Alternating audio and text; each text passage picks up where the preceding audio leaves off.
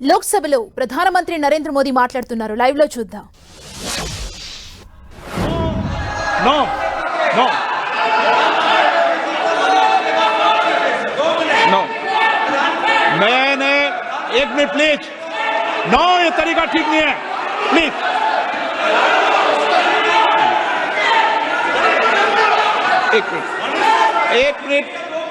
एक मिनट बैठिए बैठिए प्लीज बैठिए एक मिनट बैठिए प्लीज बैठिए बैठिए एक मिनट बैठिए बैठिए बैठिए ऑनरेबल मेंबर्स, माननीय प्रधानमंत्री जी बोलेंगे. मणिपुर के मैंने एक माननीय सदस्य को पहले ही बोलने का मौका दे दिया था. उनकी पार्टी से 9 मेंबर बोले हैं, बताइए कि 9 मेंबर बुलाए आपने. आदरणीय सभापति जी,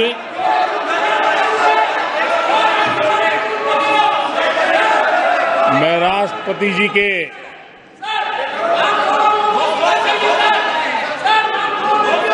भाषण के प्रति आभार व्यक्त करने के लिए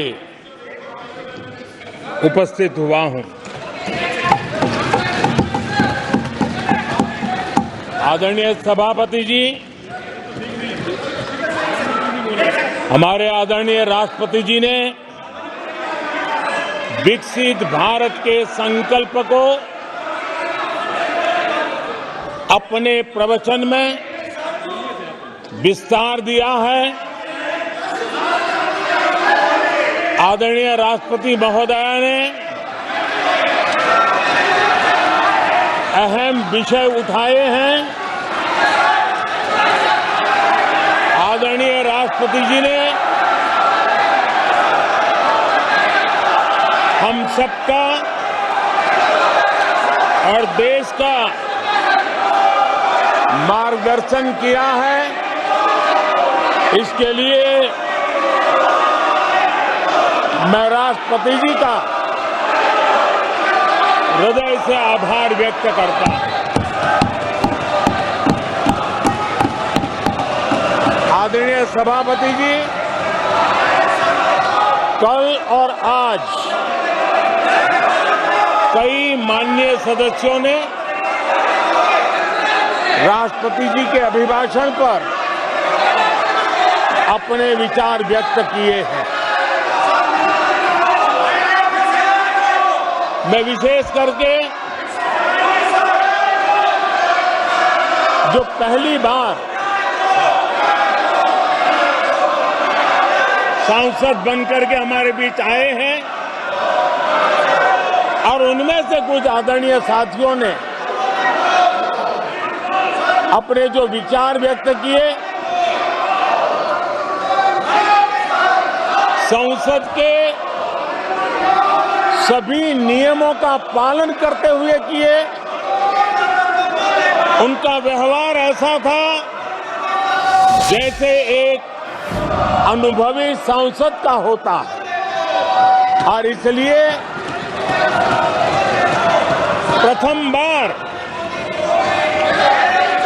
आने के बावजूद भी उन्होंने सदन की गरिमा को बढ़ाया है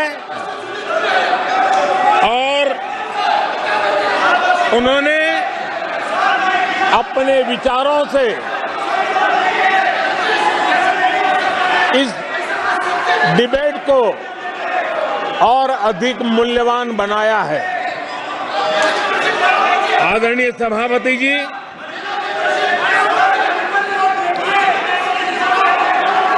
देश ने एक सफल चुनाव अभियान को पार करते हुए विश्व को दिखा दिया है कि ये दुनिया का सबसे बड़ा चुनाव अभियान था. देश की जनता ने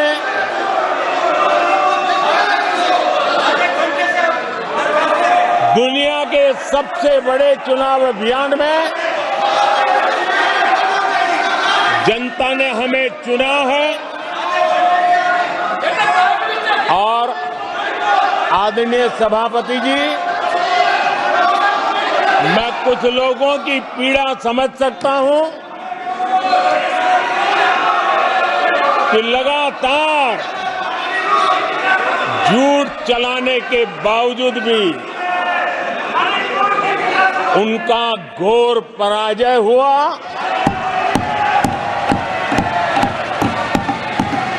और लोकतंत्र के माननीय प्रतिपक्ष के नेता ये शोभा नहीं देता आपको पर्याप्त समय पर्याप्त अवसर दिया है, ये शोभा नहीं देता। आप सदन में डायरेक्शन दो। माननीय नेता जो बोल रहे हो जब खड़े हो, ये शोभा नहीं देता आपके लिए, ये उचित नहीं है संसदीय परंपराओं के अनुसार। ये तरीका ठीक नहीं है आपका। नो, ये गलत तरीका है आपका और ये तरीका इस तरीके से नहीं चलेगा बिल्कुल। नो, गलत तरीका है। नो, ऐसे संसद के अंदर गरिमा बना के रखें आप गरिमा को तोड़ना चाहते हैं। आप संसद मर्यादा पीठ पीछे नहीं करें। आपको गरिमा नहीं, सदन की डायरेक्शन देते आप बेल में आने के लिए लोगों को। ये प्रतिपक्ष के नेता है आप। नो, गलत तरीका आपका। माननीय प्रधानमंत्री जी,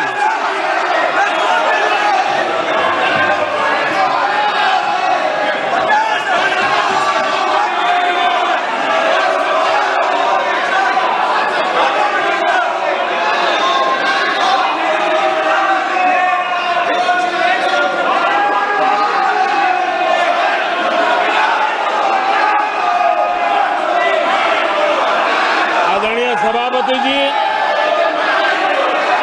एक विश्व का सबसे बड़ा चुनाव अभियान और उसमें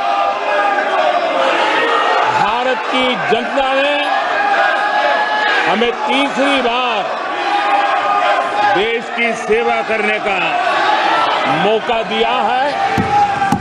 ये अपने आप में लोकतांत्रिक विश्व के लिए बहुत ही महत्वपूर्ण घटना है, बहुत ही गौरवपूर्ण घटना है। आदरणीय सभापति जी, हमें हर कसौटी पर कसने के बाद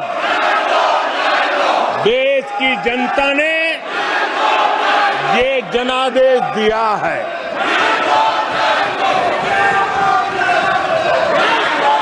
जनता ने हमारे 10 साल के ट्रैक रिकॉर्ड को देखा है।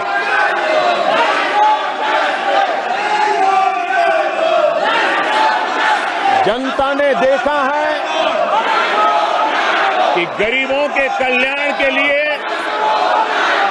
हमने जिस समर्पण भाव से जन सेवा ही प्रभु सेवा इस मंत्र को चरितार्थ करते हुए हमने जो कार्य किया है, उसके कारण 10 साल में 25 करोड़ गरीब गरीबी से बाहर निकले। देश की आजादी के कालखंड में इतने कम समय में इतने लोगों को गरीबी से बाहर निकालने का ये सफल प्रयास इस चुनाव में हमारे लिए आशीर्वाद का कारण बना है। आदरणीय सभापति जी, हम 2014 में जब पहली बार जीत करके आए थे तो चुनाव के अभियान में भी हमने कहा था कि हमारा करप्शन के प्रति जीरो टॉलरेंस रहेगा। और आज मुझे गर्व है कि हमारे सरकार ने देश का सामान्य मानवी जो करप्शन के कारण पीड़ित है, देश को करप्शन ने दीमक की तरह खोखला कर दिया है।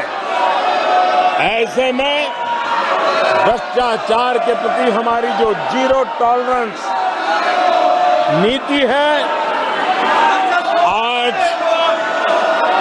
देश ने हमें उसके लिए आशीर्वाद दिया है। आदरणीय सभापति जी, आज दुनिया भर में भारत की साख बढ़ी है। आज विश्व में भारत का गौरव हो रहा है और भारत के तरफ देखने का नजरिया भी एक गौरवपूर्ण नजरिया हर भारतवासी अनुभव करता है। आदरणीय सभापति जी, देश की जनता ने देखा है कि हमारा एकमात्र लक्ष्य नेशन फर्स्ट है, भारत सर्वप्रथम है। हमारे हर नीति, हमारे हर निर्णय, हमारे हर कार्य का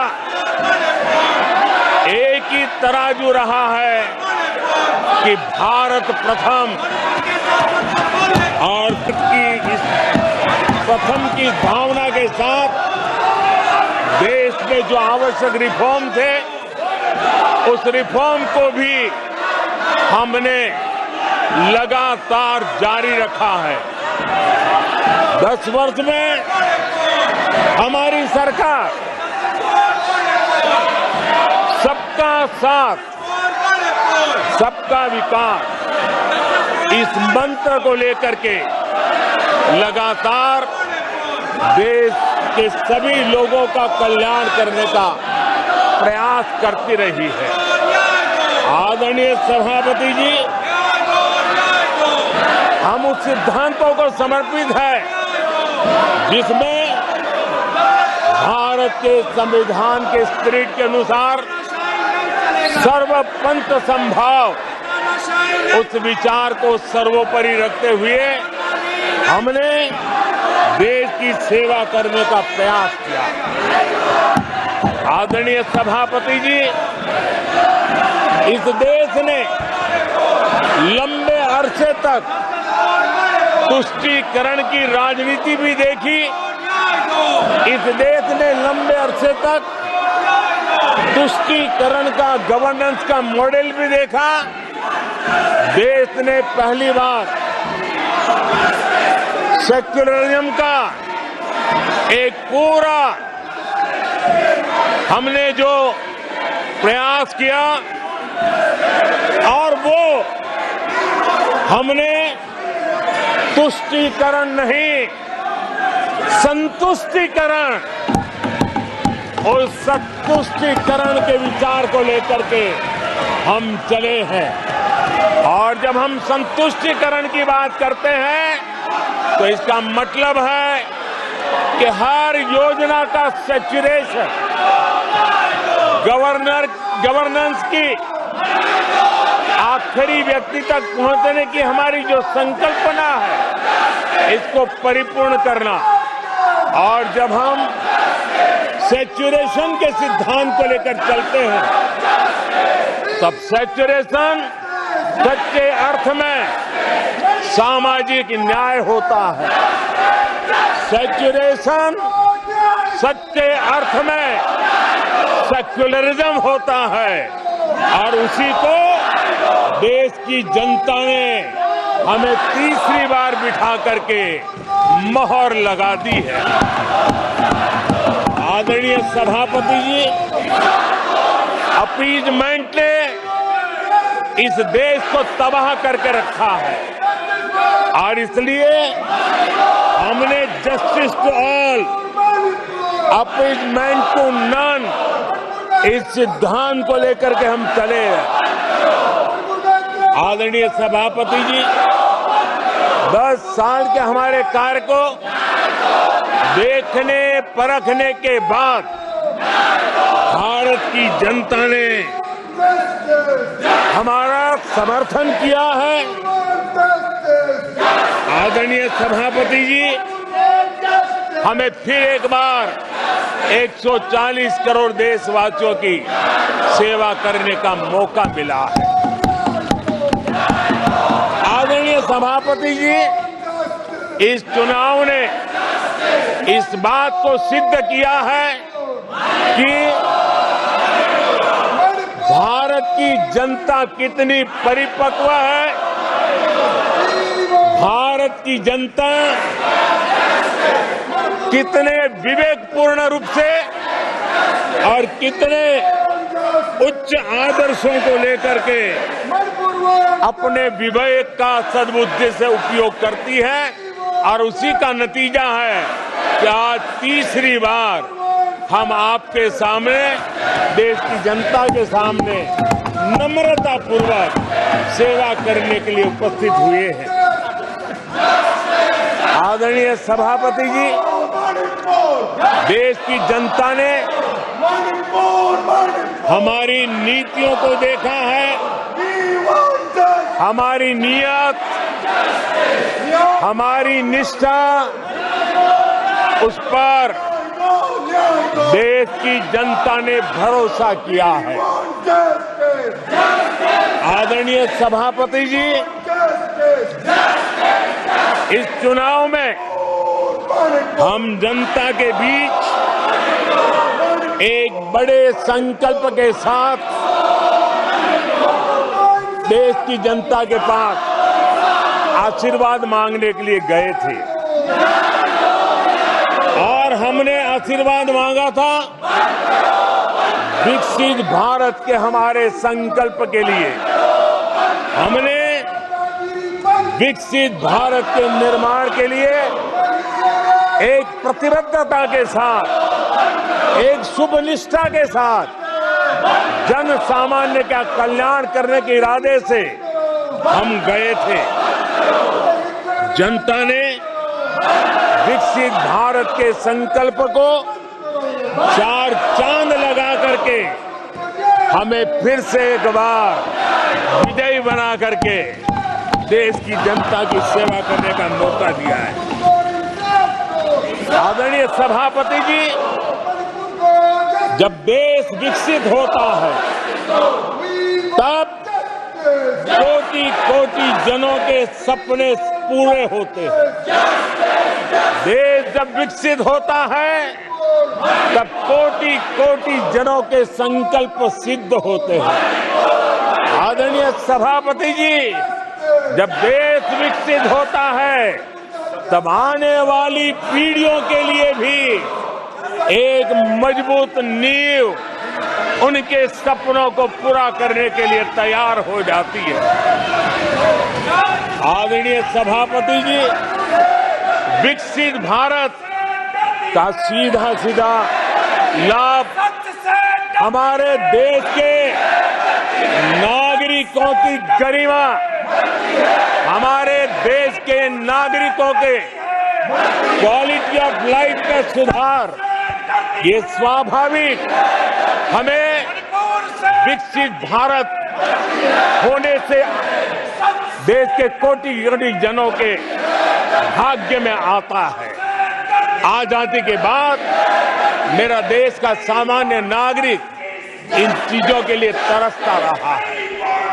आदरणीय सभापति जी, जब विकसित भारत होता है तब हमारे गांव की स्थिति, हमारे शहरों की स्थिति, उसमें भी बहुत बड़ा सुधार होता है। गांव के जीवन में गौरव भी होता है, गरिमा भी होती है और विकास के नए नए अवसर भी होते हैं। हमारे शहरों का विकास भी एक अवसर के रूप में विकसित भारत में उभरता है, तब दुनिया की विकास यात्रा में भारत के शहर भी बराबरी करेंगे, ये हमारा सपना है। आदरणीय सभापति जी, विकसित भारत का मतलब होता है कोटि कोटि नागरिकों को कोटि कोटि अवसर उपलब्ध होते हैं। अनेक अनेक अवसर उपलब्ध होते हैं और वो अपने कौशल्य, अपनी क्षमता और संसाधनों के अनुसार विकास की नई सीमाओं को प्राप्त कर सकता है। आदरणीय सभापति जी,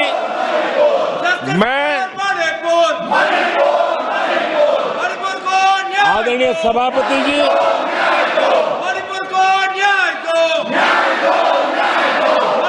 आदरणीय सभापति जी,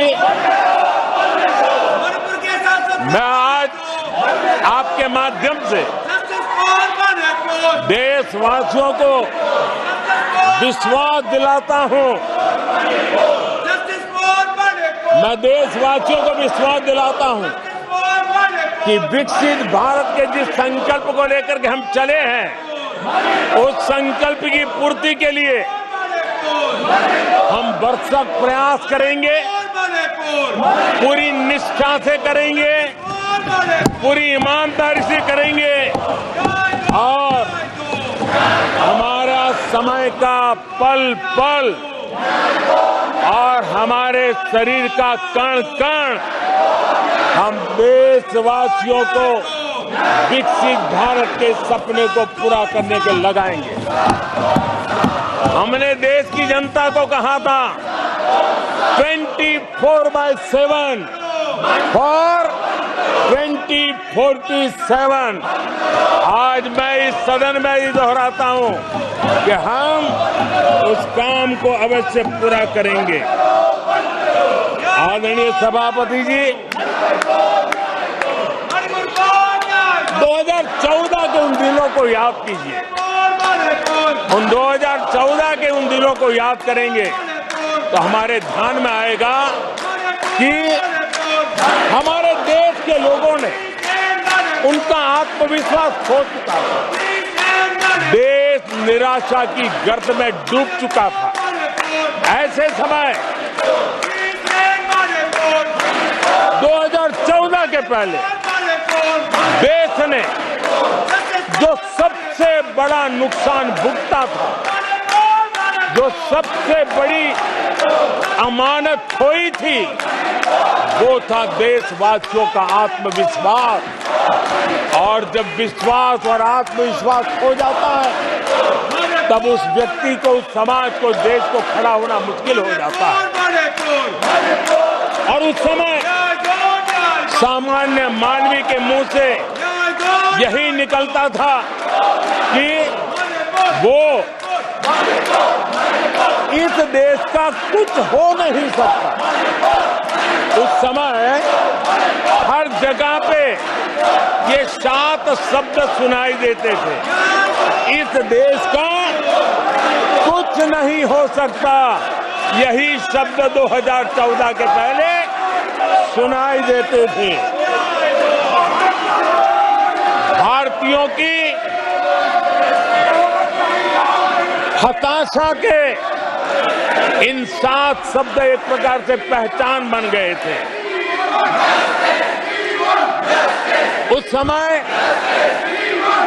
आए दिन अखबार खोलते थे तो घोटालों की खबरें ही पढ़ने को मिलती थी और सैकड़ों करोड़ के घोटाले, रोज नए घोटाले, घोटालों से स्पर्धा, ये घोटालेबाज लोगों के घोटाले, इसी का एक कालखंड था।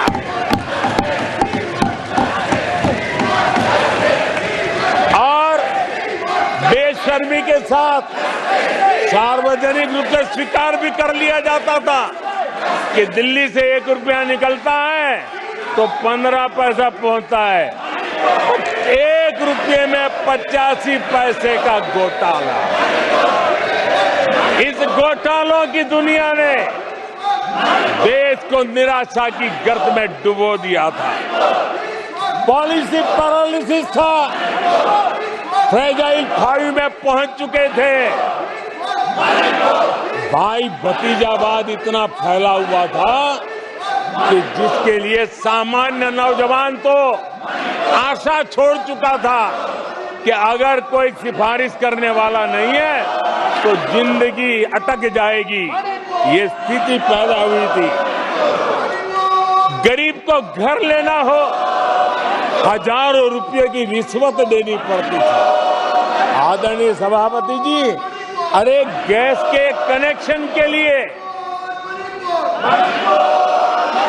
मेंबर पार्लियामेंट के यहाँ, सांसदों के यहाँ अच्छों को चक्कर काटने पड़ते थे, और वो भी बिना कट के लिए गैस के कनेक्शन नहीं मिलते थे। आदरणीय सभापति जी, मुफ्त राशन भी पता नहीं कब बाजार में दुकान पर बोर्ड लटक जाए, हक का राशन नहीं मिलता था, उसके लिए भी रिश्वत देनी पड़ती थी। और हमारे ज्यादातर भारतीय भाई बहन इतने निराश हो चुके थे कि वो अपने भाग्य को दोष दे करके, अपने नसीब को दोष दे करके जिंदगी काटने के लिए मजबूर हो जाते थे। आदरणीय सभापति जी, वो एक वक्त था 2014 के पहले, जब वो 7 शब्द हिंदुस्तान के जनमन में स्थिर हो चुके थे। निराशा की गर्त में डूबा हुआ समाज था। तब देश की जनता ने हमें सेवा करने के लिए चुना, और वो पल देश के परिवर्तित युग का प्रारंभ हो चुका था। और 10 साल में मैं कहूंगा मेरी सरकार की अनेक सफलताएं हैं, अनेक सिद्धियां हैं, लेकिन एक सिद्धि जिसने हर सिद्धियों में भी जोर भर दिया, ताकत भर दी, वो थी देश निराशा की गर्त में से निकल करके आशा और विश्वास के साथ खड़ा हो गया। देश में आत्मविश्वास बुलंदी पर पहुंचा, और उसके कारण वो सब वक्त का जो शब्द थे देश की युवा पीढ़ी की डिक्शनरी से निकलने लगे। धीरे धीरे देश के मन में स्थिर हो गया। जो 2014 से पहले कहते थे कुछ नहीं हो सकता, वो कहने लगे तब इस देश में सब कुछ हो सकता है, इस देश में सब कुछ संभव है। ये विश्वास जताने का काम किया हमने। जब हमने सबसे पहले तेज 5G रोल आउट हमने दिखाया, आज देश कहने लगा तीव्र गति से 5G का रोल आउट होना। देश गौरव से कहने लगा भारत कुछ भी कर सकता है। आदरणीय सभापति जी, वो एक जमाना था जब कोयले घोटाले में बड़ों के हाथ काले हो चुके थे। आज कोयले का सर्वाधिक उत्पाद, सर्वाधिक प्रोडक्शन, आज कोल प्रोडक्शन के विक्रम हुए हैं, और इसी के कारण देश अब कहने लगा है अब भारत कुछ भी कर सकता है। आदरणीय सभापति जी, वो एक समय था 2014 के पहले जब फोन बैंकिंग करके बड़े बड़े बैंक घोटाले किए जा रहे थे। अपनी पर्सनल प्रॉपर्टी की तरह बैंक का खजाना लूट लिया गया था। आदरणीय सभापति जी, 2014 के बाद नीतियों में परिवर्तन, निर्णयों में गति, निष्ठा, प्रामाणिकता की, और उसी का परिणाम है दुनिया की अच्छी बैंकों में आज भारत की बैंकों का स्थान बन गया। आज भारत की बैंक सर्वाधिक मुनाफा करने वाली बैंक बन गई और लोगों की सेवा करने के लिए गए। आदरणीय सभापति जी, 2014 के पहले वो भी एक वक्त था कि जब आतंकी आकर के जी चाहे वहां, जब चाहे वहां हमला कर सकते थे। 2014 के बाद स्थिति ये बनी कि जब वहां उस समय 14 के पहले निर्दोष लोग मारे जाते थे, हिंदुस्तान के कोने कोने को टारगेट किया जाता था और सरकारें चुपचाप बैठी रहती थी, मुंह तक खोलने को तैयार नहीं थी। आज 2014 के बाद का हिंदुस्तान घर में घुसकर मारता है, सर्जिकल स्ट्राइक करता है, एयर स्ट्राइक करता है और आतंकवाद के आकाओं को भी सबक सिखाने का सामर्थ्य दिखा दिया है।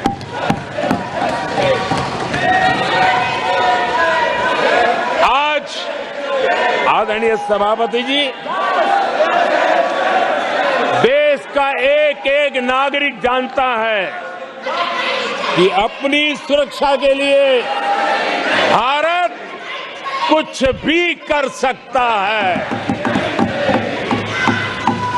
आदरणीय सभापति जी,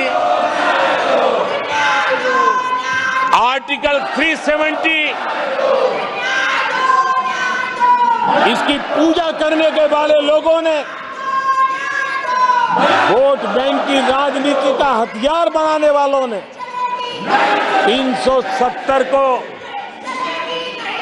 उसने जम्मू कश्मीर का जो हालात कर दिए थे, वहां के लोगों के अधिकार छीन लिए थे।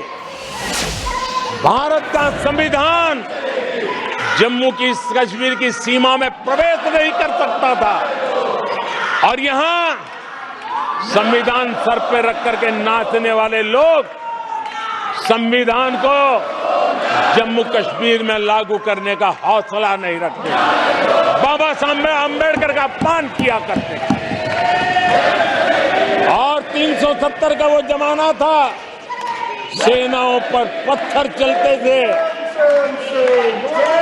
और लोग निराशा में डूब करके कहते थे अब तो जम्मू कश्मीर में कोई हो नहीं सकता है। आज आर्टिकल 370 की दीवार गिरी, पत्थरबाजी बंद है,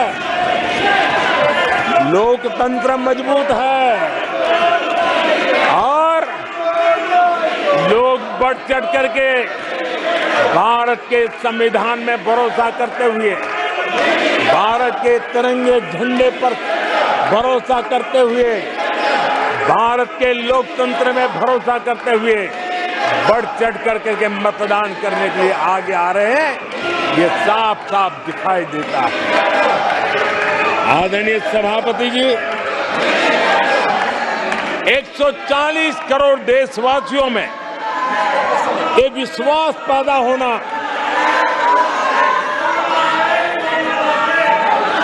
ये उम्मीद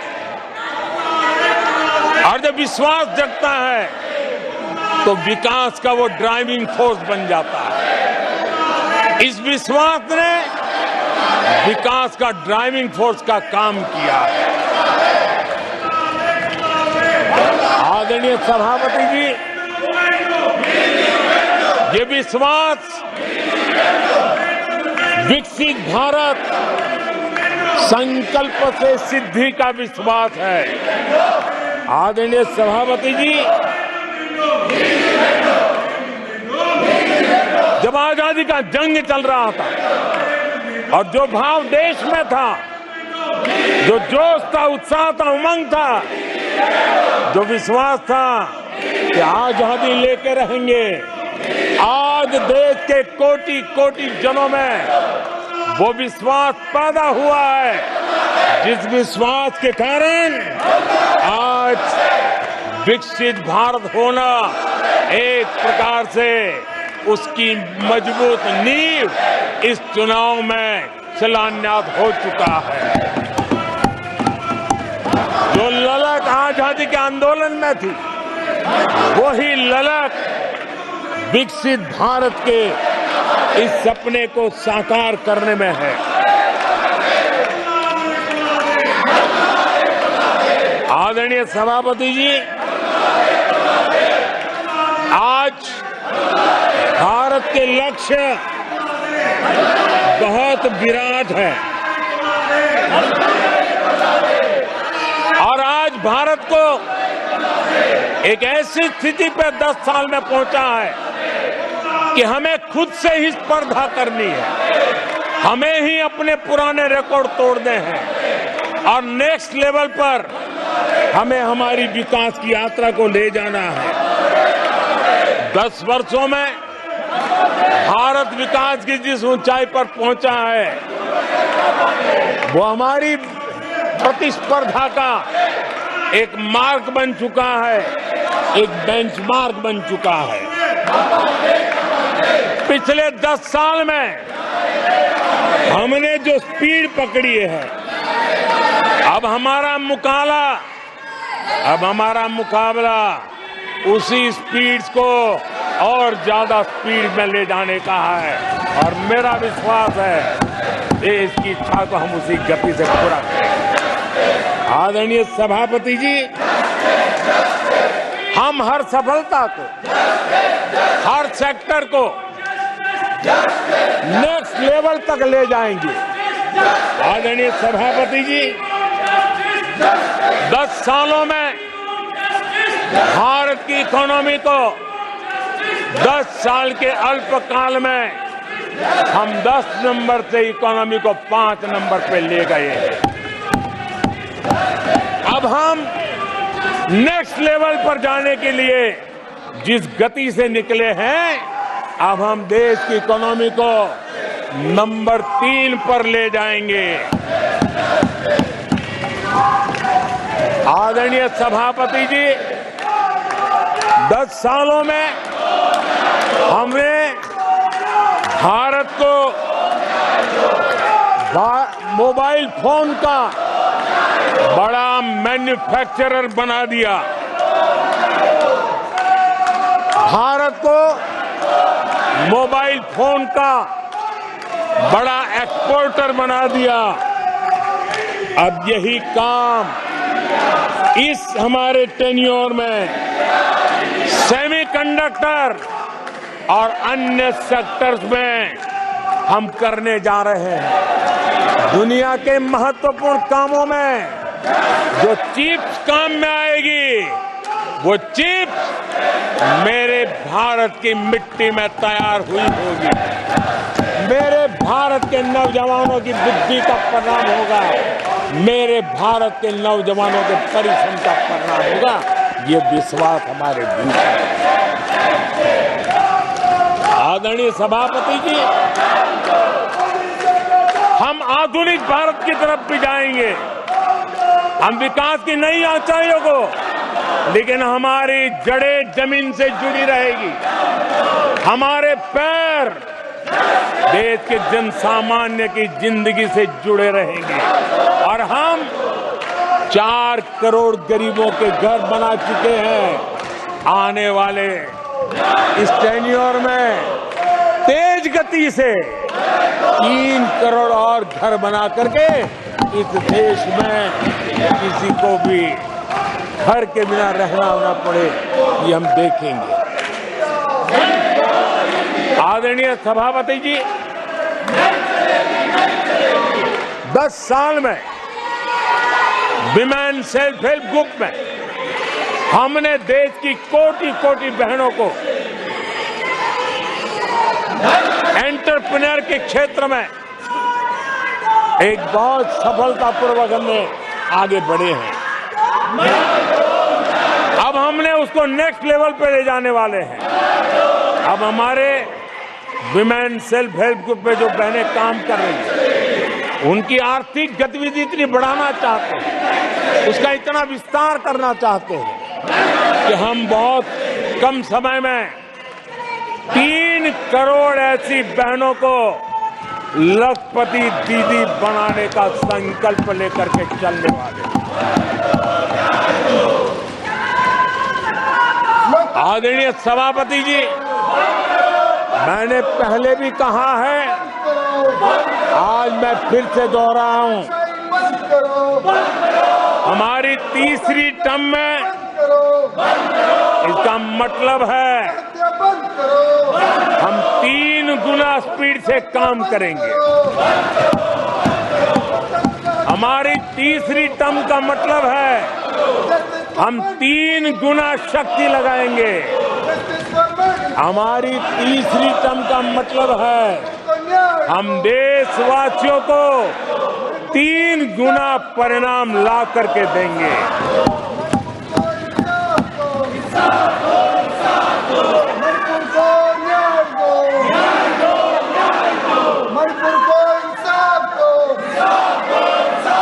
अपने सदस्यगणों, नेता प्रतिपक्ष माननीय से मैंने सबको मौका दिया। आपने 90 मिनट बोला, ये संसद में तरीका ठीक नहीं है। मैं आग्रह करूंगा, आप इस तरीके से संसद की मर्यादाओं को बनाने उचित नहीं है। आप जाइए बेंच में से, बैठिए। आपको पर्याप्त समय, पर्याप्त अवसर दिया, आपको 90 मिनट बोलने दिया और समय पूरा दिया। आपकी सभी सदस्यों को बोलने का अवसर दिया, लेकिन आप जब सदन के नेता बोलते हैं, जिस तरीके का व्यवहार करते हैं, ये संसदीय परंपराओं के अनुरूप नहीं है। और ये इतनी बड़ी पार्टी जो लेकर आप चल रहे हो, उसकी परंपराओं के अनुरूप भी नहीं है। ये 5 साल ऐसे चलने वाला नहीं है। माननीय प्रधानमंत्री जी, आदरणीय सभापति जी,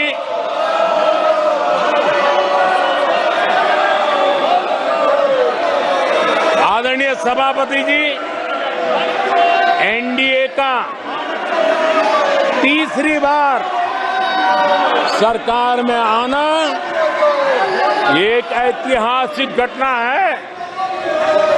आजादी के बाद ये सौभाग्य दूसरी बार इस देश में आया है और 60 साल के बाद आया।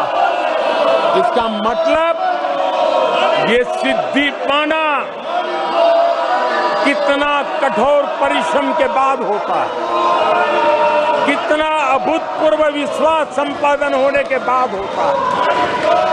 ऐसे ही ये राजनीति के खेल से नहीं होता है, जनता जनार्दन की सेवा से प्राप्त आशीर्वाद से होता है। आदरणीय सभापति जी, जनता ने हमें स्थिरता और निरंतरता, इसके लिए जनादेश दिया। लोकसभा चुनाव के साथ ही आदरणीय सभापति जी, लोगों की नजर से चीजें जरा ओझल हो गई। लोकसभा के चुनाव के साथ साथ हमारे देश में 4 राज्यों के बीच चुनाव हुए और आदरणीय सभापति जी, इन चारों ही राज्यों में एनडीए ने अभूतपूर्व सफलता प्राप्त की है। अभूतपूर्व सफलता प्राप्त, हमने शानदार विजय प्राप्त की है। महाप्रभु जगन्नाथ जी की धरती उड़ीसा ने हमें भरपूर आशीर्वाद दिया है।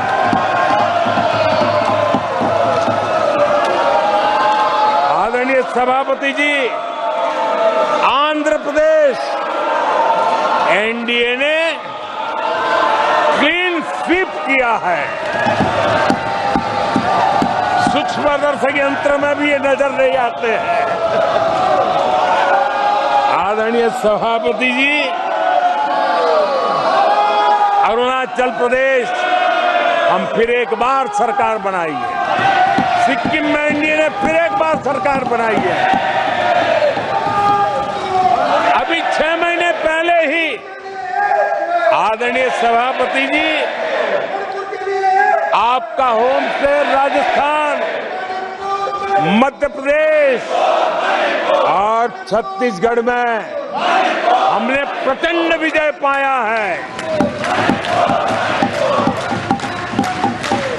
आदरणीय सभापति जी, हमें नए नए क्षेत्रों में जनता का प्यार मिल रहा है, जनता का आशीर्वाद मिल रहा है। आदरणीय सभापति जी, बीजेपी ने केरला में इस बार खाता खोला है और बड़े गर्व के साथ केरला से हमारे सांसद हमारे साथ बैठते हैं। तमिलनाडु में कई सीटों पर बीजेपी ने दमदार उपस्थिति दर्ज की है। कर्नाटक, यूपी और राजस्थान में पिछली बार की तुलना में बीजेपी का वोट परसेंट बढ़ा है। आने वाले समय में 3 राज्यों में चुनाव है। जिन राज्यों में चुनाव, उसमें से 3 की मैं बात करता हूं। महाराष्ट्र, हरियाणा और झारखंड, यहां चुनाव आ रहे हैं। आदरणीय सभापति जी, पिछली विधानसभा में इन 3 राज्यों में हमें जितने वोट मिले थे, इस लोकसभा चुनाव में इन 3 राज्यों में मैं उससे भी ज्यादा वोट मिले हैं।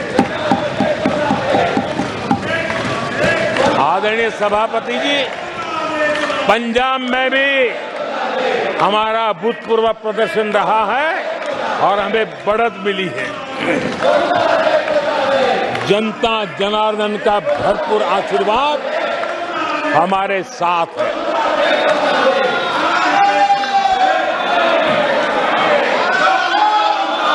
आदरणीय सभापति जी, 24 के चुनाव में कांग्रेस के लिए भी इस देश की जनता ने जनादेश दिया है और इस देश की जनादेश है कि आप वहीं बैठिए,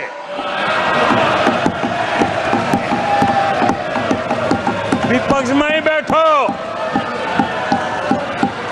और तर्क खत्म हो जाए तो चीखते रहो, चिल्लाते रहो।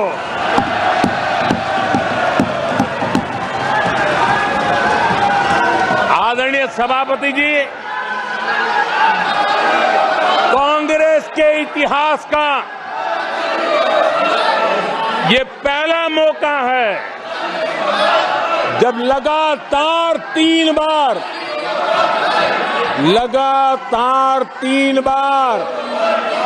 कांग्रेस 100 का आंकड़ा पार नहीं कर पाई है।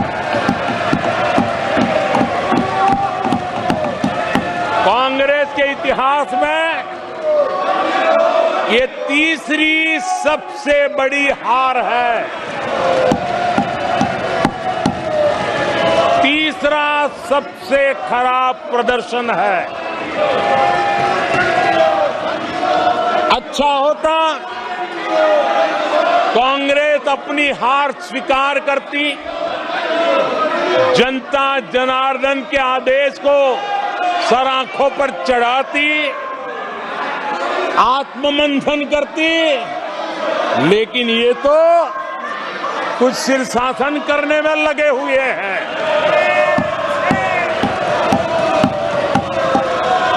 और कांग्रेस और उसकी इकोसिस्टम दिन रात बिजली जला करके हिंदुस्तान के नागरिकों के मन में ये प्रस्थापित करने की कोशिश कर रहे हैं कि उन्होंने हमें हरा दिया है। आदरणीय सभापति जी, ऐसा क्यों हो रहा है, मैं जरा अपने सामान्य जीवन के अनुभव से बताता हूं। कोई छोटा बच्चा साइकिल लेके निकला है और अगर वो बच्चा गिर जाता है,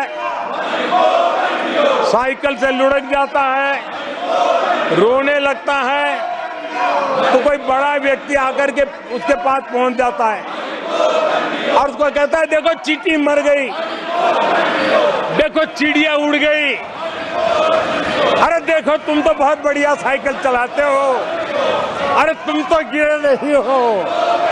ऐसा करके उसका जरा मन ठीक करने के लिए प्रयास करते हैं, उसका ध्यान भटका करके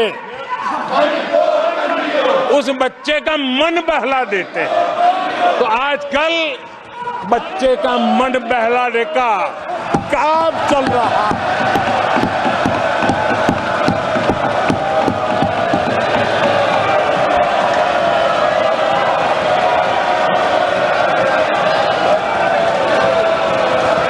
और कांग्रेस के लोग और उनका इकोसिस्टम आजकल ये मन बहलाने का काम कर रहा है। आदरणीय सभापति जी,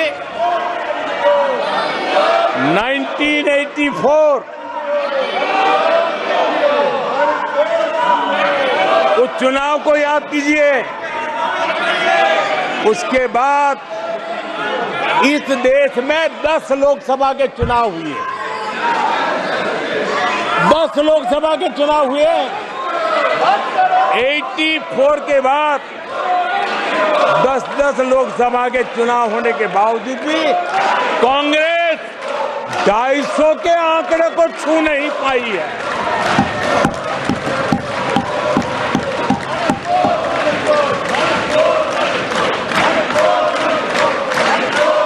इस बार किसी तरह 99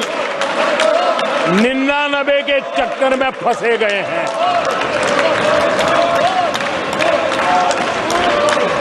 आदरणीय सभापति जी, मुझे एक किस्सा याद आता है।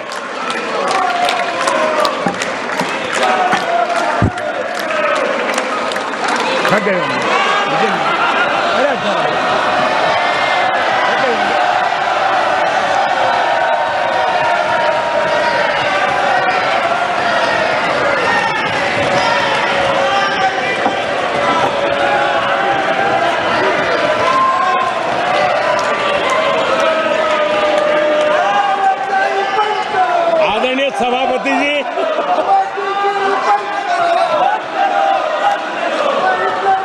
मुझे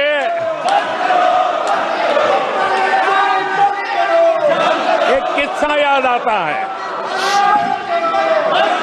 आदरणीय सभापति जी, मुझे एक किस्सा याद आता है। 99 मार्क्स लेकर एक बालक घमंड में घूम रहा था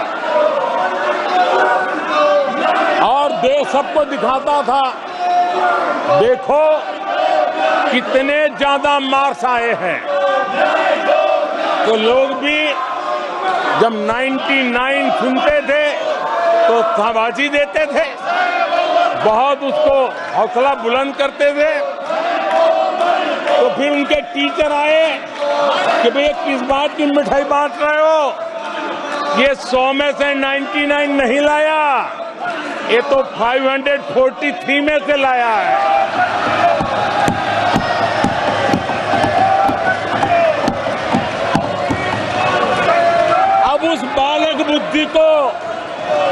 कौन समझाए कि तुमने फेल होने का वर्ल्ड रिकॉर्ड बना दिया है।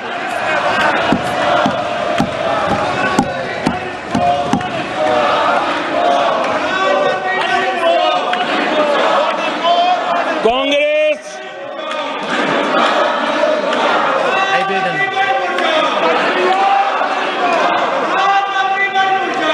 आदरणीय सभापति जी, कांग्रेस के नेताओं के बयानों में ये बयानबाजी ने शोले फिल्म को भी पीछे छोड़ दिया है।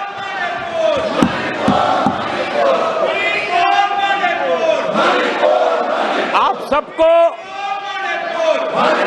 शोले फिल्म की वो मौसी जी याद होगी।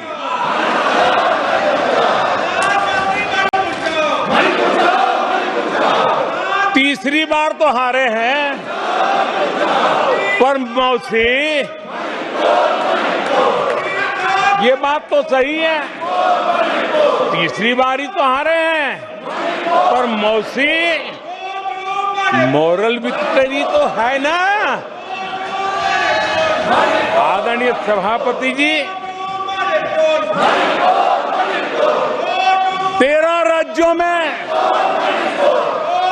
0 सीटें आई हैं। अरे मौसी, 13 राज्यों में 0 सीटें आई हैं, पर हीरो तो है ना।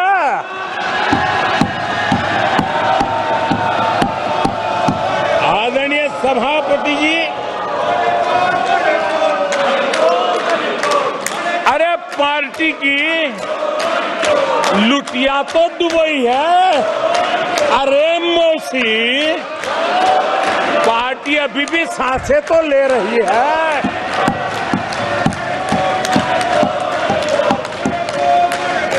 मैं कांग्रेस के लोगों को कहूंगा, जनादेश को फर्जी जीत के जश्न में मत दबाओ। जनादेश को फर्जी जीत के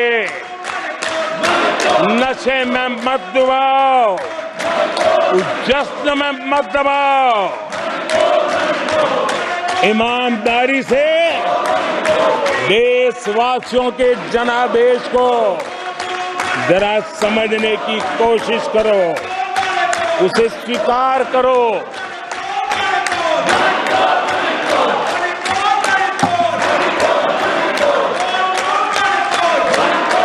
आदरणीय सभापति जी, मुझे नहीं पता कि कांग्रेस के जो साथी दल है, उन्होंने इस चुनाव का विश्लेषण किया है कि नहीं किया है। ये चुनाव इन साथियों के लिए भी एक संदेश है। आदरणीय सभापति जी, अब कांग्रेस पार्टी 2024 से एक परजीवी कांग्रेस पार्टी के रूप से जानी जाएगी। 2024 से जो कांग्रेस है, वो परजीवी कांग्रेस है। और परजीवी वो होता है जो जिस शरीर पर उस शरीर के साथ रहता है, ये परजीवी उसी को ही खाता है। कांग्रेस भी जिस पार्टी के साथ गठबंधन करती है, उसी के वोट खा जाती है और अपनी सहयोगी पार्टी की कीमत पर वो फलती फूलती है। और इसलिए कांग्रेस परजीवी कांग्रेस बन चुकी है। मैं जब परजीवी कह रहा हूं तो तथ्यों के आधार पर कह रहा हूं। आदरणीय सभापति जी, मैं कुछ आंकड़े आपके माध्यम से सदन को और इस सदन के माध्यम से देश के सामने रखना चाहता हूं।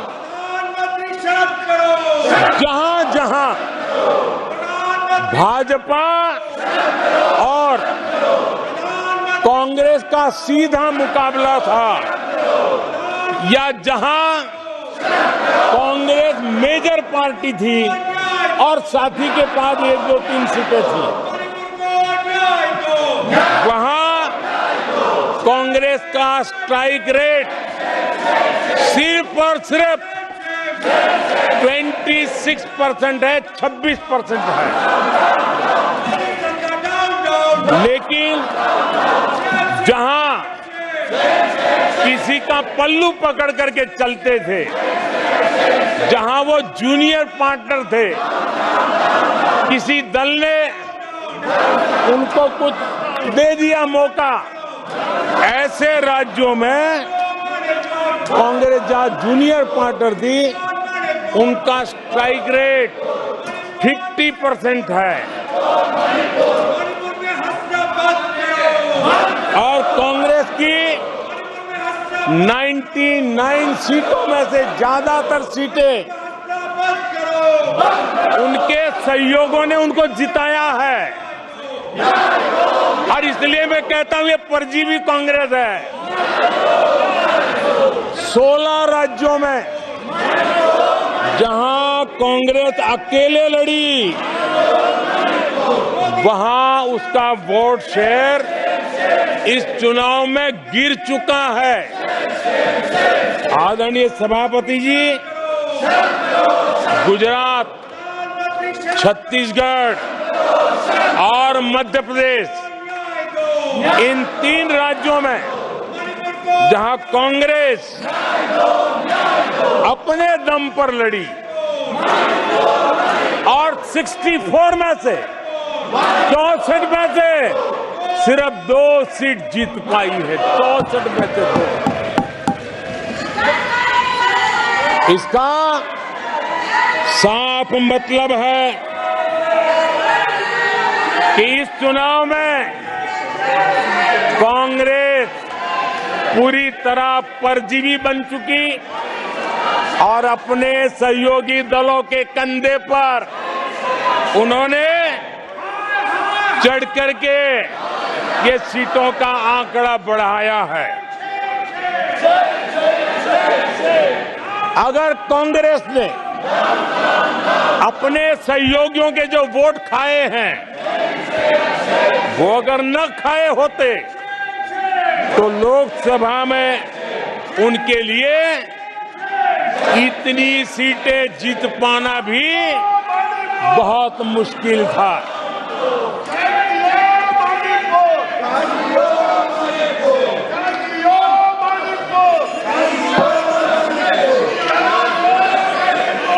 आदरणीय सभापति जी,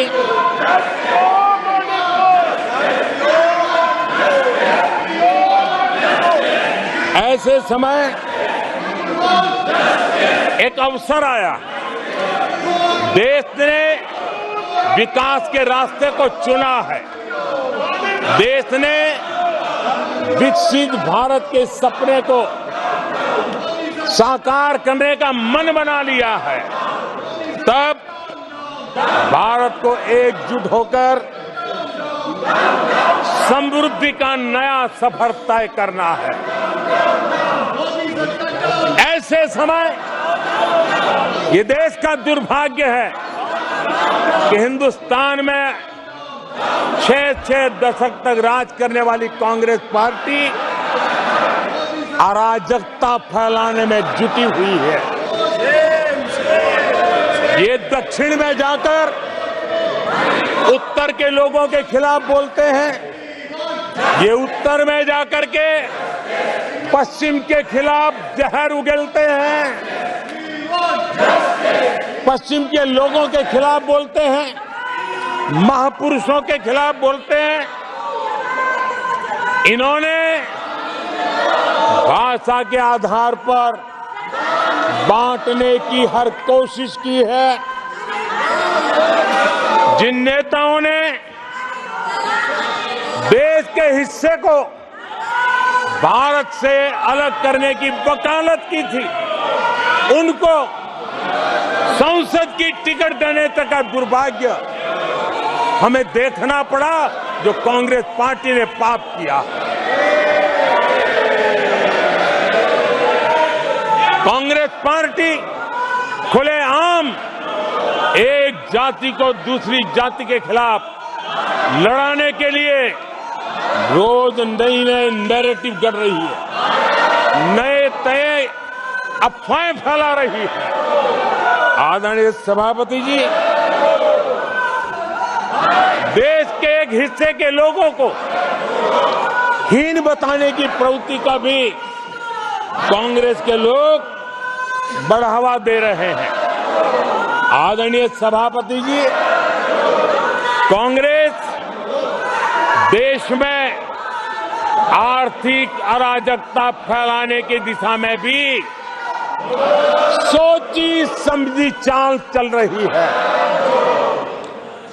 चुनाव के दौरान जो बातें की गई,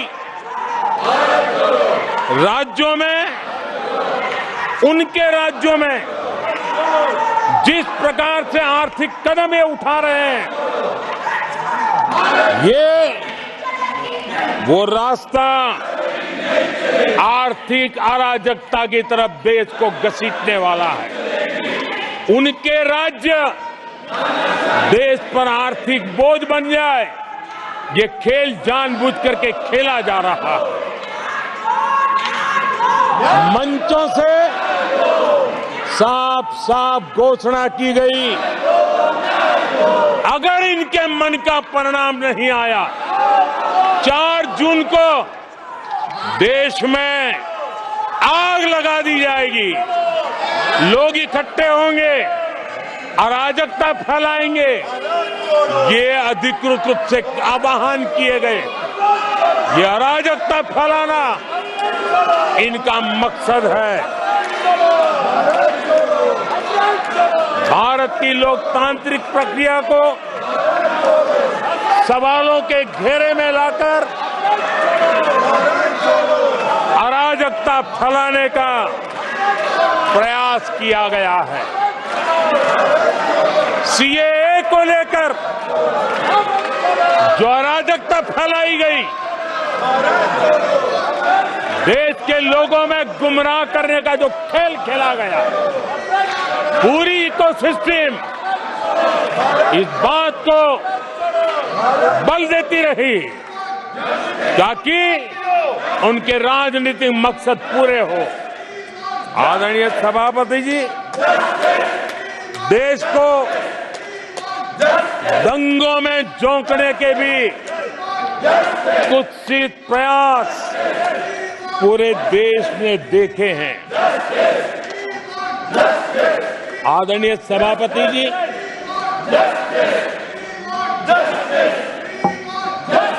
आजकल सिंपैथी गेन करने का एक नई ड्रामेबाजी शुरू की गई है, नया खेल खेला जा रहा है। मैं एक किस्सा सुनाता हूं। एक बच्चा स्कूल से आया और जोर जोर से रोने लगा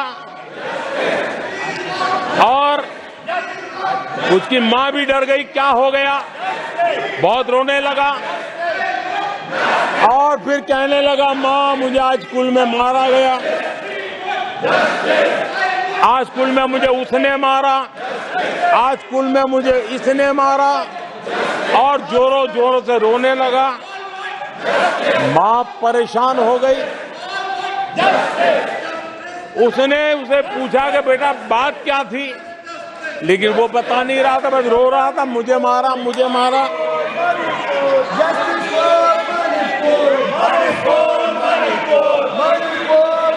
बच्चा ये नहीं बता रहा था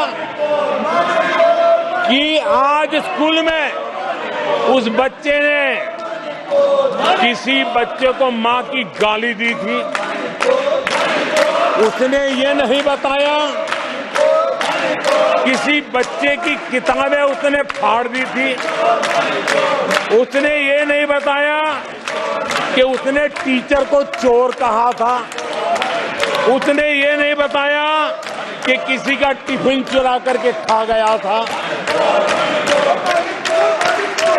हमने कल सदन में यही बचकाना हरकत देखी है। कल यहां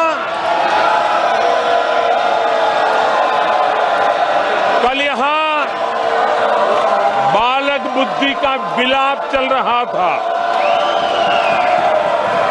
मुझे मारा गया, मुझे इसने मारा, मुझे उसने मारा, मुझे यहां मारा, मुझे वहां मारा, ये चल रहा था।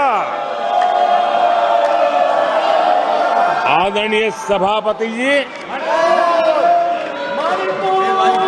सिंपैथी हासिल करने के लिए ये नया ड्रामा चलाया गया है। लेकिन देश ये सच्चाई जानते हैं कि ये हजारों करोड़ रुपए उसकी हेराफेरी के मामले में जमानत पर बाहर है।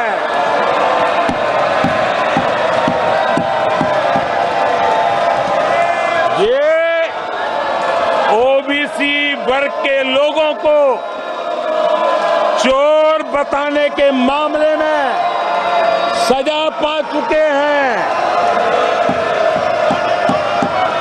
इनको देश की सर्वोच्च अदालत पर गैर जिम्मेदाराना बयान देने के बाद माफी मांगनी पड़ी है।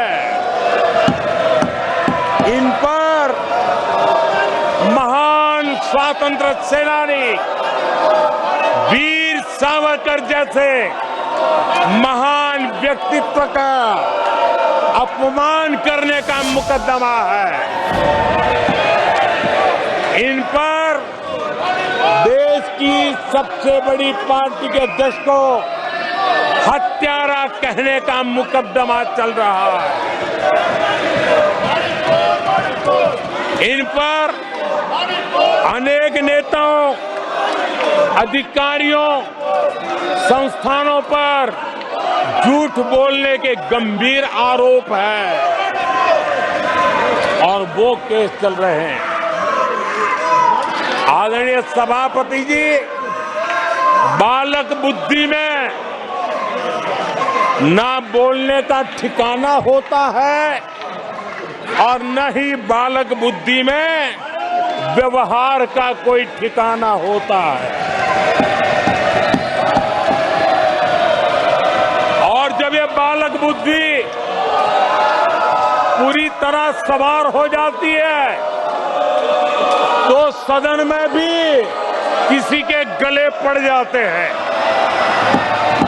ये बालक बुद्धि अपनी सीमाएं खो देती है तो सदन के अंदर बैठ करके आंखें मारते हैं, आंखें मारते हैं। इनकी सच्चाई आदरणीय सभापति जी अब पूरा देश समझ गया है। इसलिए आज देश इनसे कह रहा है तुमसे नहीं हो पाएगा, तुमसे ना हो पाएगा।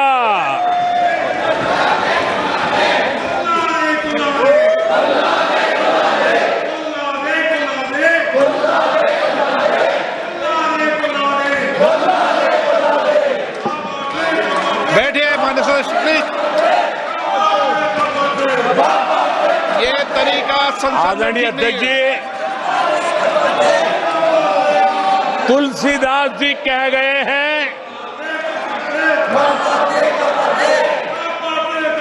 अखिलेश जी, तुलसीदास जी कह गए हैं, जूठई लेना, जूठई देना, जूठई भोजन, जूठई चबेना। तुलसीदास जी ने कहा है, जूठई लेना, जूठई देना, जूठई भोजन, जूठई चबेना। कांग्रेस ने झूठ को राजनीति का हथियार बनाया। कांग्रेस के मुंह झूठ लग गया है।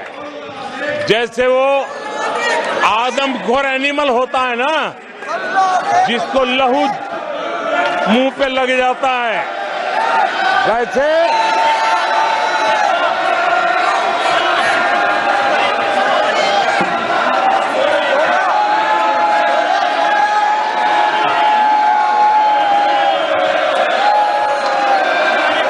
आदरणीय सभापति जी,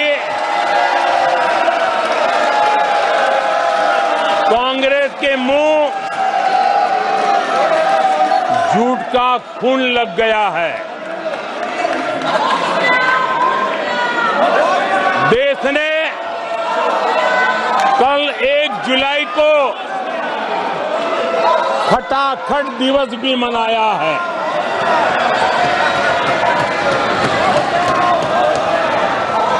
जुलाई को लोग अपने बैंक अकाउंट चेक कर रहे थे कि 8,500 रुपये आए कि नहीं आए। ये झूठ नैरेटिव का परिणाम देखिए। इसी चुनाव में कांग्रेस ने देशवासियों को गुमराह किया। माताओं बहनों को हर महीने 8,500 रुपये देने का झूठ। इन माताओं के बहनों के दिलों को जो चोट लगी है ना, वो श्राप बन करके ये कांग्रेस को तबाह करने वाली है। आदरणीय सभापति जी, ईवीएम को लेकर झूठ, संविधान को लेकर झूठ, आरक्षण को लेकर झूठ, उससे पहले राफेल को लेकर झूठ, HAL को लेकर के झूठ, LIC को लेकर के झूठ, बैंकों को लेकर झूठ, कर्मचारियों को भी भड़काने के प्रयास हुए। हौसला तो इतना बढ़ गया कि कल सदन को भी गुमराह करने का प्रयास हुआ। कल अग्निवीर को लेकर सदन में झूठ बोला गया। कल यहां भरपूर असत्य बोला गया कि MSP नहीं दिया जा रहा। अध्यक्ष जी, संविधान की गरिमा से खिलवाड़ ये सदन का दुर्भाग्य है। और अनेक बार लोकसभा में जीत करके आए लोग सदन की गरिमा के साथ खिलवाड़ करें, ये शोभा नहीं देता है। आदरणीय सभापति जी, जो दल 60 साल तक यहां बैठा है, जो सरकार के कामों को जानता है, जिसके पास अनुभवी नेताओं की श्रृंखला है, वे जब अराजकता के इस रास्ते पर चले जाएं, झूठ के रास्ते को चुन ले, तब देश गंभीर संकट की तरफ जा रहा है, इसका सबूत मिल रहा है। आदरणीय सभापति जी, सदन की गरिमा से खिलवाड़, ये हमारे संविधान निर्माताओं का अपमान है, इस देश के महापुरुषों का अपमान है, देश के लिए आजादी के लिए बलिदान देने वाले वीर सपूतों का अपमान है। और इसलिए आदरणीय सभापति जी, मैं जानता हूं आप बहुत सहृदयी हैं, आप उदार मन के मालिक हैं, आप संकट के समय भी हल्की फुल्की मीठी मुस्कान के साथ चीजों को झेल लेते हैं। लेकिन आदरणीय सभापति जी, अब जो हो रहा है, कल जो हुआ है, वो गंभीरता से लिए बिना संसदीय लोकतंत्र को हम रक्षित नहीं कर पाएंगे। आदरणीय सभापति जी, इन हरकतों को बालक बुद्धि कह करके, बालक बुद्धि मान करके हम नजरअंदाज नहीं करना चाहिए, कतई नजरअंदाज नहीं करना चाहिए। और मैं इसलिए कह रहा हूं कि इसके पीछे इरादे नेक नहीं है, इरादे गंभीर खतरे के हैं। और मैं देशवासियों को भी जगाना चाहता हूं। आदरणीय सभापति जी, इन लोगों का झूठ हमारे देश के नागरिकों की विवेक बुद्धि पर आशंका व्यक्त करता है। उनका झूठ देश के सामान्य विवेक बुद्धि पर एक तमाचा मारने की निर्लज्ज हरकत है। आदरणीय सभापति जी, ये हरकतें देश की महान परंपराओं पर तमाचा है। आदरणीय सभापति जी, इस सदन की गरिमा बचाने का बहुत बड़ी जिम्मेदारी आप पर है। सदन में शुरू हुई झूठ की परंपरा पर कठोर कार्रवाई करेंगे, ये देशवासियों की भी और इस सदन की भी अपेक्षा है। आदरणीय सभापति जी, कांग्रेस ने संविधान और आरक्षण पर भी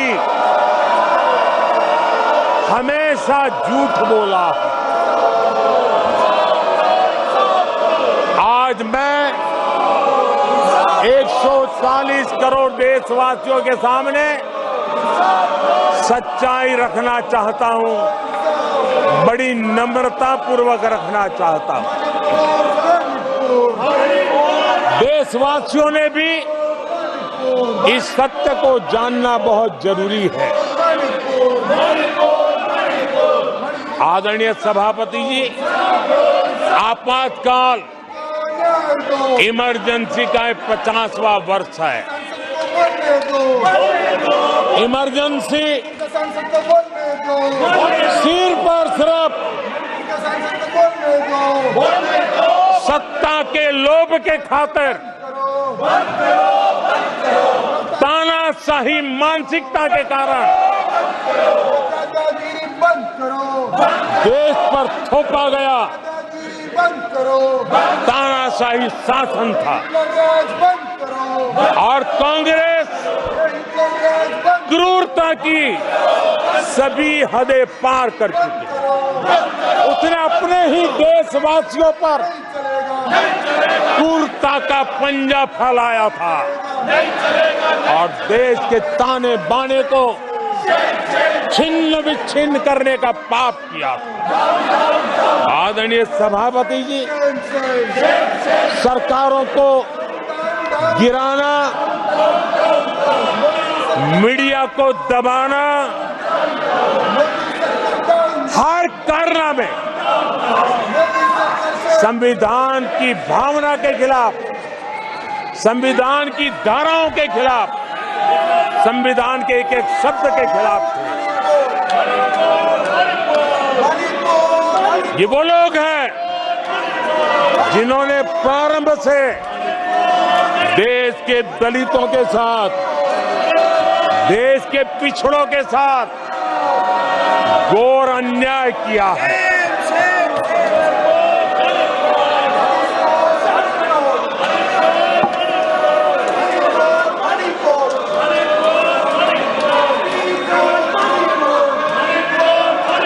आदरणीय सभापति जी,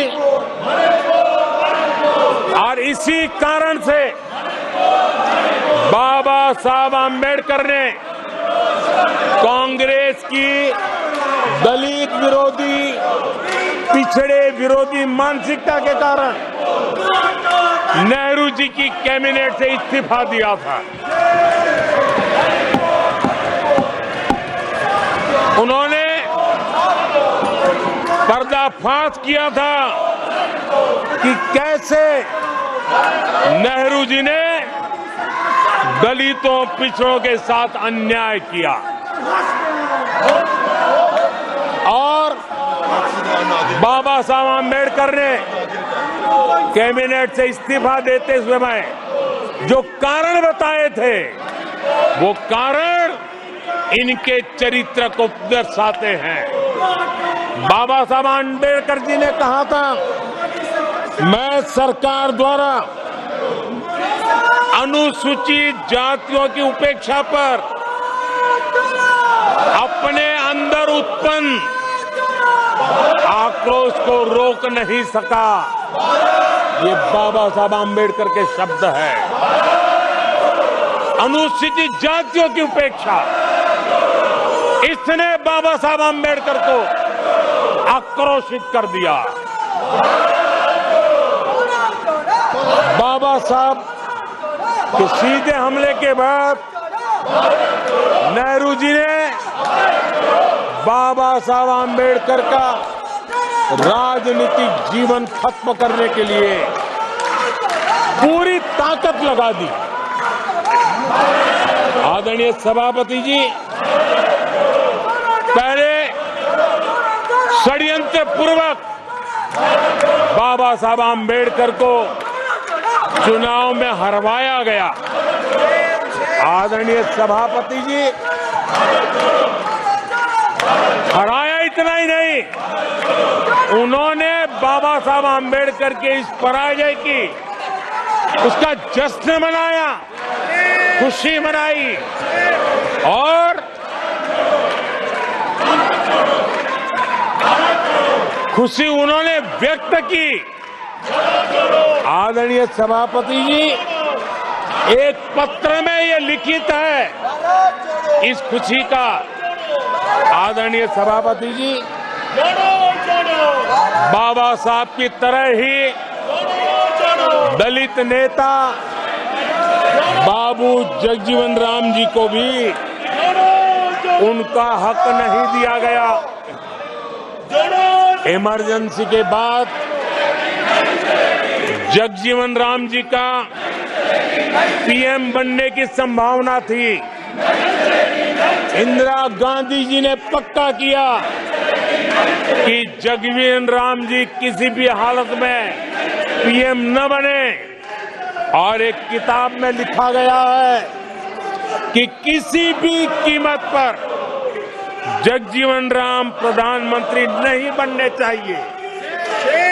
अगर बन गए तो वो हटेंगे नहीं जिंदगी पर। ये इंदिरा जी गांधी का कोट उस किताब में है। कांग्रेस ने चौधरी चरण सिंह जी के साथ भी यही व्यवहार किया, उनको भी नहीं छोड़ा था। पिछड़ों के नेता, कांग्रेस पार्टी के अध्यक्ष, बिहार के सपूत सीताराम केसरी के साथ भी अपमानित व्यवहार करने का पाप इसी कांग्रेस ने किया।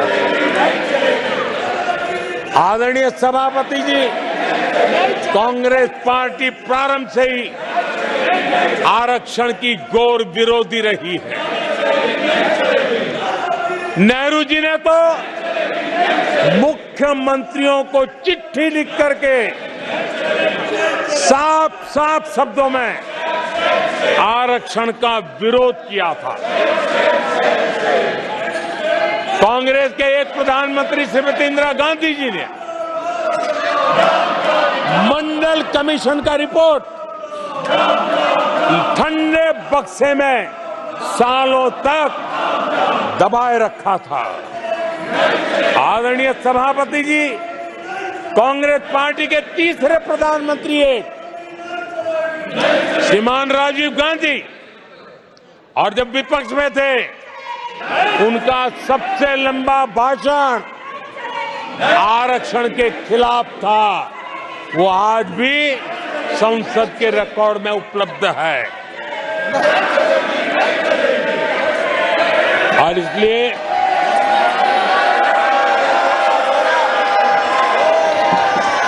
आदरणीय सभापति जी, मैं आज एक गंभीर विषय पर आपका और देशवासियों का ध्यान आकर्षित करना चाहता हूं। कल जो हुआ, इस देश के कोटि कोटि देशवासी आने वाली सदियों तक माफ नहीं करेंगे। आदरणीय सभापति जी, 131 साल पहले, 131 ईयर पहले स्वामी विवेकानंद जी ने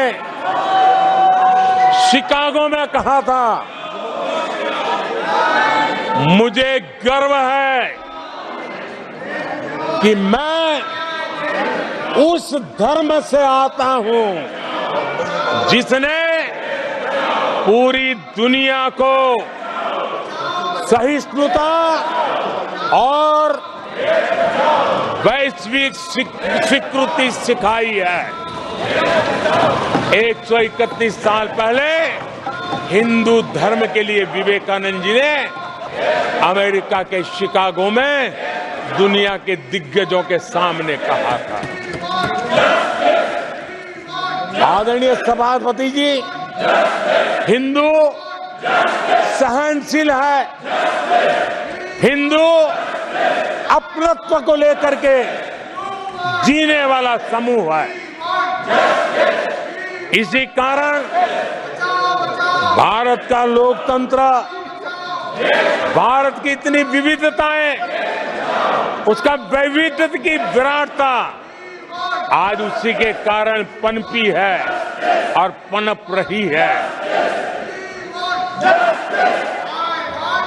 आदरणीय सभापति जी, गंभीर बात है कि आज हिंदुओं पर झूठा आरोप लगाने की साजिश हो रही है, गंभीर षड्यंत्र हो रहा है।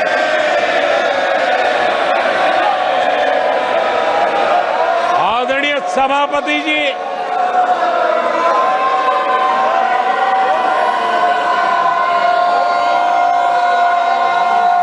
आदरणीय सभापति जी,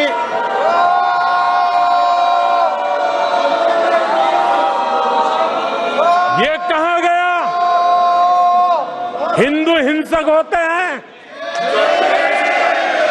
ये है आपके संस्कार,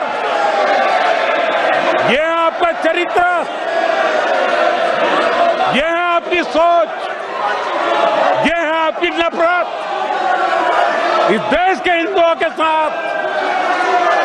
ये करने में आदरणीय सभापति जी, ये देश शताब्दियों तक इसे भूलने वाला नहीं है।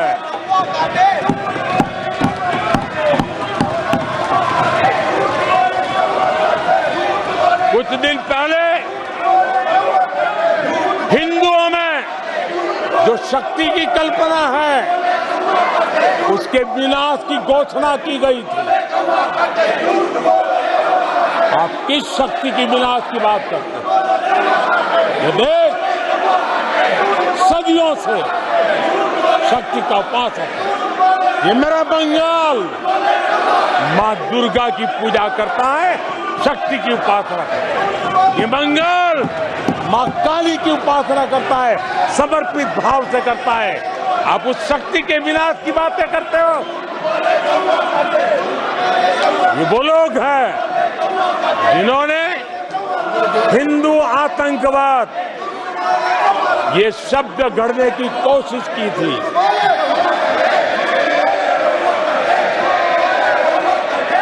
इनके साथी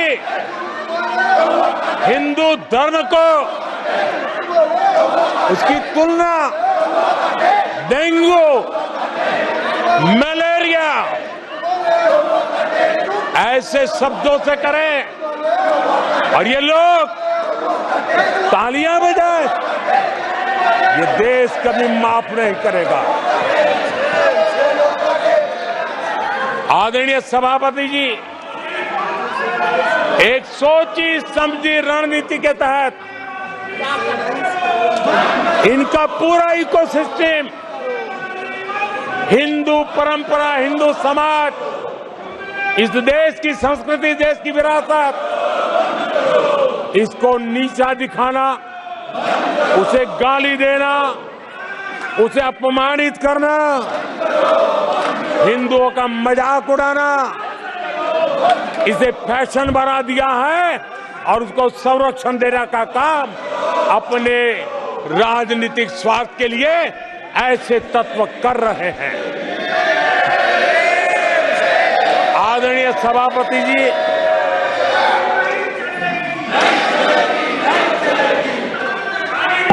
माननीय सदस्य प्लीज। आदरणीय सभापति जी, हम बचपन से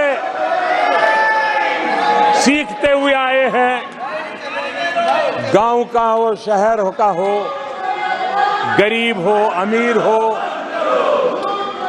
इस देश का हर बच्चा ये जानता है ईश्वर का हर रूप, आदरणीय सभापति जी, ईश्वर का हर रूप दर्शन के लिए होता है। ईश्वर का कोई भी रूप निजी स्वार्थ के लिए, प्रदर्शन के लिए नहीं होता है। जिसके दर्शन होते हैं उसके प्रदर्शन नहीं होते हैं। आदरणीय सभापति जी, हमारे देवी देवताओं का अपमान 140 करोड़ देशवासियों के दिलों को गहरी चोट पहुंचा रहा है।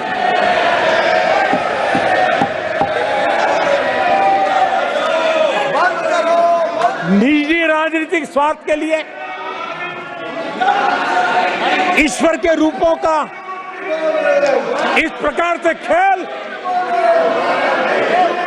आदरणीय सभापति जी, ये देश कैसे माफ कर सकता है? आदरणीय सभापति जी, सदन के कल के दृश्यों को देख करके अब हिंदू समाज को भी सोचना होगा,